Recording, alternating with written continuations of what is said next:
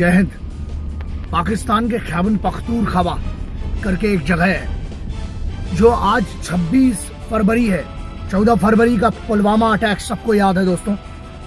सबसे बड़ी बात है इसमें कुछ नहीं, अब देखना इस पे बहुत सारी राजनीति और बहुत सारी चीजें होंगी, लेकिन जैश ए मोहम्मद और लश्कर तैयबा के बालकोट, चकौटी, मुजफ्फराबाद, बालकोट, चकौटी, मुजफ्फराबाद, ये 3 जगह जहां पर इनके बड़े गढ़ बना के रखे हुए थे पाकिस्तान की। कहां पर, फिर से सुन लो, खैबर पख्तूनख्वा करके एक जगह है, वहां पर अंदर घुसकर हिंदुस्तानी एयरफोर्स की, जिसको हम कह सकते हैं कि वेस्टर्न एयर कमांड जो है, इंडियन एयरफोर्स की वेस्टर्न एयर कमांड ने इसको कोऑर्डिनेट किया। इसके बाद सुबह 3:31 पर, और एक बड़ी बात यह है कि आज 13वीं है, 13 दिन हुए हैं, आज 13वीं है उन शहीदों की जिनकी इन लोगों ने 350 किलो का असले से चीथड़े किए थे। यहां पर आतंकवादी हमला किया था जैश ए मोहम्मद ने। अब इस पे है ना, सबसे बड़ी टेक्निकल क्या बात है, इस पर नकारी भी जा सकती हैं चीजें, बहुत कुछ होगा, लेकिन बालकोट, चकौटी, मुजफ्फराबाद ये तुम्हारी जगह है, ये तो एक्सेप्ट करेंगे पाकिस्तानी। इसका लगभग सुबह सुबह इनके जो मेजर जनरल आसिफ गफूर हैं, इनके मेजर जनरल आसिफ गफूर, उनने एक ट्वीट किया कि एयरफोर्स आई, मतलब बौखला गए थे, पगला गए थे ना। फिर उसके बाद बोलते हैं 9 बजे की कुछ नहीं हुआ। देखो ऐसा ही ये सब चलता रहेगा, ये जो है ना, ये कहानी ये है और ये चलती रहेगी, लेकिन सबसे इसके पीछे टेक्निकल क्या है ना, वो उस पर समझ में आएगा आपको। आज सुबह सुबह 3:31 पर एयरफोर्स के हमारे फाइटर जेट्स जो है मिराज 2000, राइट, 12 के 12 अंदर घुसे। इनने 350 किलो मारा था, कम से कम 1000 किलो इनके ऊपर बॉम्ब गिरा के आए, 1000 किलो के। और ये जो बड़ी बात है, अगर ऐसा कुछ नहीं है तो कला शाह महमूद कुरैशी जो इनके फॉरेन मिनिस्टर है, उसने क्यों अफरा तफरी में इतनी बड़ी कॉन्फ्रेंस बुलाना पड़ी, क्यों कॉन्फ्रेंस बुलाना पड़ी फिर अफरा तफरी में इतनी बड़ी, पहली चीज। दूसरा टेक्निकल पॉइंट ये है कि जो हम ये जो इतना हल्ला और जो गुल्ला और जो चिल्लाएंगे ना, अभी हमारे इधर भी कि सर्जिकल स्ट्राइक आप दो, 13 दिन से पहले बदला लिया गया है, घुसकर मारा गया है। और अगर ऐसा नहीं था तो जनरल बाजवा जो LOC लाइन ऑफ कंट्रोल में फिर क्यों गए थे? जनरल बाजवा इसलिए गए थे ये बताने के लिए, अपने ट्रूप्स को अलर्ट करने के लिए। अच्छा, जब हमारे इधर से जब मिराज घुसे हुए हैं, फाइटर जेट्स जब 12 अंदर घुसे थे, तो F-16 ने रिटेलिएट करने की कोशिश की, घंट कुछ नहीं कर पाए। और अब चाहे कुछ भी बोल लो, एक बात सुनो, अब चाहे कुछ भी बोल लो, बट यस 350 किलो का, कम से कम 1000 किलो का बारूद। और ये जो बहुत बड़ी बड़ी बात करते हैं ना पाकिस्तान की कुछ लौंडे लपाड़ी हैं, या जो क्यों बे आप बोलते हो कि जैश ए मोहम्मद से तुम्हारा कोई लेना देना नहीं है। अच्छा, तो वो उधर पे आके हाफिज सईद पर काहे को रोता रहता है तुम्हारे चैनल पे आके? हाँ, अजहर मसूद काहे को चिल्लाता रहता है, मसूद अजहर तुम्हारा मौलाना। अरे बात तो ये अपने नाम के आगे मौलाना लगाए, तुमने मौलानों की भी बेइज्जती करी रखी हुई है। So the technical point is this कि तुमको घुसकर तुम ठुक चुके हो, इसके बाद तुम अब टेक्निकलिटी में कुछ भी कर लो। 13 दिन भी नहीं हुए, हमारे हिंदुस्तान में 13 भी बोलते हैं, इन बच्चों की 13वीं भी नहीं हुई, इन सिपाहियों की, और तुम ठोके जा चुके हो, तुम्हारे घर में घुस के अंदर मारा। सबसे बड़ी बात क्या है, जैश ए मोहम्मद और लश्कर तैयबा का जो तुम्हारे हेडक्वार्टर्स है ना, जो तुम्हारे कमांड सेंटर है, उसमें घुस के मारा है। और अब तुम कुछ भी करते रहो, उससे कोई फर्क नहीं पड़ने वाला है। अब आप आओगे, बनी बात है कि हाँ वो तो एयरफोर्स आई थी। अच्छा, अब तुम इल्जाम लगा रहे हो हिंदुस्तानी एयरफोर्स पे कि लाइन ऑफ कंट्रोल का उल्लंघन किया। अबे जब से बनी है ना, जब से तुम लोगों ने हजारों बार घुसा है। और हिंदुस्तानी फौज, मेरी एक लाइन याद रखो, और अब बोल रहा हूँ, पाकिस्तान के नॉर्मल आदमी से ना कभी प्रॉब्लम थी ना कभी होगी। वहां पर भी बच्चे हैं, वहां पर भी मासूम है, वहां पर भी बुजुर्ग है। ये तो हिंदुस्तानी आर्म्ड फोर्सेस की एथिक्स है लल्ला, कि घुस के, अगर घुसी थी ना एयरफोर्स तो चीथड़े भी उड़ा के सकती थी, ठीक है। और तुम जो ये बोलते रहते हो न्यूक्लियर, अबे तुम सोचोगे ना, इतनी देर में हिंदुस्तानी फौजें ठोक चुकी होंगी।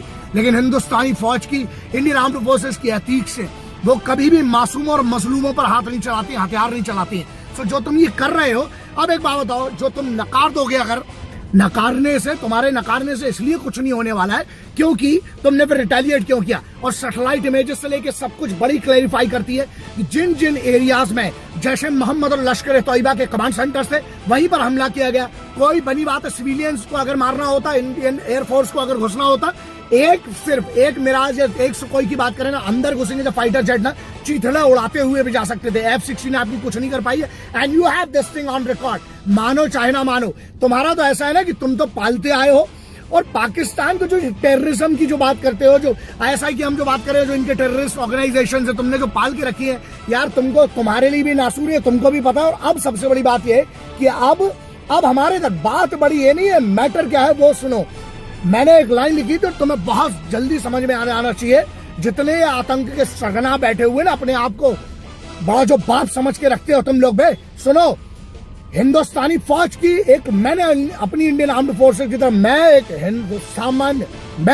एक सामान्य भारतीय होने के नाते, मैं एक आम हिंदुस्तानी होने के नाते, ये मेरा आपके लिए एक लाइन लिखी, सुन लो कि सुनो बे आतंकियों, और सुनो बे तुम जैसे गद्दार और भड़ुओं, तुम्हारे जो सर है ना बे, वो हिंदुस्तानी फौज की अमानत है। जो तुम्हारे धड़ों पर जो तुम्हारे सर है, वो हिंदुस्तानी फौज की अमानत है। जिस दिन चाहेंगे साले कराची इस्लामाबाद से काट के ले आएगी फौज। वो हुआ है, घुस के मारा है। अब तुम लल्ला कुछ भी करते हो, इससे घंट कोई फर्क नहीं पड़ने वाला है। बदला पार्ट 1, बदला जो हुआ था ना उनकी शहादतों का, वो कोई नहीं चुका सकता, लेकिन उनके सम्मान के लिए जो साले तुम लोगों को मैसेज मिलना चाहिए था, तुम्हारे घर में, तुम्हारे सेंटर में, तुम्हारे अंदर घुस के, जहां तुम कमांड सेंटर बनाए हो ना साले, वहां ठोके हो तुम लोग लश्कर तोयबा और जैश मोहम्मद। अब सुनो दूसरी बात, प्रॉब्लम पहले भी बोला था, बाहर की बात अलग है, हिंदुस्तान के अंदर बैठे जो गद्दार है बे, सुनो, अब तुम लोग अपनी ऐसी तैसी अब मत करवाने लगना, क्योंकि हर बार क्या होता है, सबूत चाहिए। अबे साले, तुम्हारी अम्मा ने बताया तुम्हें, जो तुम्हारा बाप है उसका डीएनए टेस्ट करवाया तुमने? या कुछ जो सबूत मांगने आ जाएंगे उनके लिए पहले एडवांस में मैं जवाब दे रहा हूँ। एक बात बताओ बे, तुम हो किसकी तरफ? तुम हिंदुस्तानी फौज की तरफ हो, हिंदुस्तान की आवाम की तरफ हो, शहीदों की परिवार की तरफ हो, कि साले तुम पाकिस्तान की उन बाप आकाओं के साले यहाँ पर एजेंट बैठे हुए? ये प्रॉब्लम है साला हमारे घर।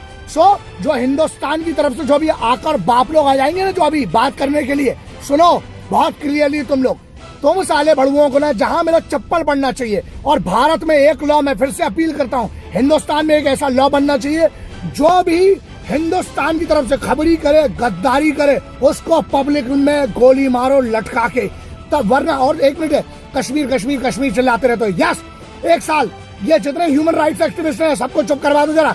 एक साल हिम्मत करवा दो न्यूज चैनल जिनको साले आतंकवादी मासूम रखते हैं। अबे एक साल तो बहुत दूर है। एक दिन 24 घंटे के अंदर ना फौज अगर अपनी पे आ गई, पूरे जम्मू कश्मीर में ना बॉम्ब की बात ना, कोई मोबाइल में भी बॉम्ब लिखने से पहले उसकी फटेगी। फौज अपनी पे, प्रॉब्लम क्या होती है, हमारे इधर के गद्दार खड़े हो जाते हैं। इसलिए दोस्त, हम सबको इकट्ठा मिलना पड़ेगा, हम सबको अपने सिपाहियों की शहादत की इज्जत करना पड़ेगी। और आज जो बदला हुआ है ये पार्ट 1 है। पाकिस्तान की आम आवाम से ना कभी कोई प्रॉब्लम थी, ना मासूम बच्चों से, ना मजलूमों से, ना बुजुर्गों से, ना औरतों से। लेकिन जो ये गद्दार हैं, जो हिंदुस्तान पर हमला कराते हैं और हिंदुस्तान के बच्चों को मार रहे हैं बगैर युद्ध के समय पे, तुमसे जब जहां जो काटते बने ना, हिंदुस्तान फौज अब आ गई है। And I respect the western commands operation which has been taken, and now it's whatever you can do that. It's an open challenge from a common Indian. Reason is that because I have full faith in my Indian armed forces and I believe that you buggers can do nothing. तुम्हारे तो घर में घुस के मार दिया बे, आप क्या बड़ी बड़ी बातें कर रहे हैं?